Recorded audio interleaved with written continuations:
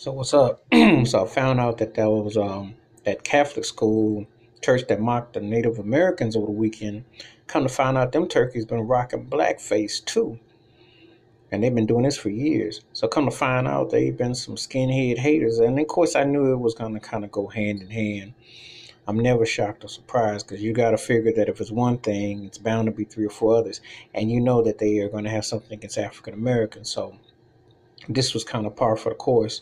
And it was like it's only a matter of time that some old lily white school in Kentucky that calls themselves Catholic Christians are going to show their racist ways. And so this was just kind of like you could say par for the course. It's very sad and unfortunate, but it's almost kind of like what you expect. You know, you kind of like anticipate that there's going to be these type of behaviors that are almost inevitable, sad to say, because they just like reared their ugly head, and it was just a matter of time before they would show how they really felt, and what they were really about. So, I'm again, it's a troubling, but it's not to be shy surprised. I mean, we're in 2019, but we still deal with racism every single day. We deal with hate, and we see the supremacy, and we see what Trump doing, and we see the hate as far as these walls and all this other garbage that goes on. So it spread like wildfire, and until someone really opposes it and comes along with some morality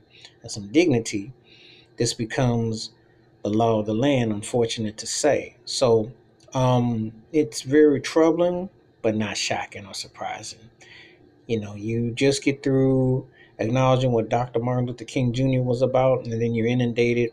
And then when you see those racist Make America Great hats, those mega hats, you know what's at stake. You know what that means. It's code words. It's code words to keep it white and bright and light.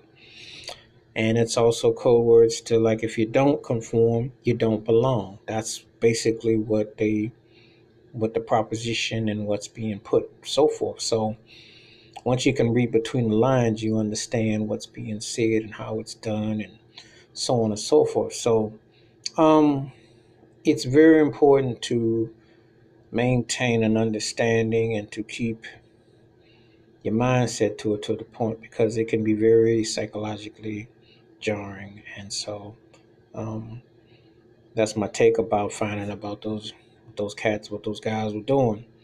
And it's very disheartening to still see the black faces being tolerated. And they claim to be Christians. They claim to be a Catholic school. They claim to be righteous, and they show their true selves. And you know it was coming, because they don't have anyone to properly enlighten and educate them. Because they got a bunch of older fools who are racist bigots who tolerate that. And that's the sad reality of life in America at times. Peace. That's my take.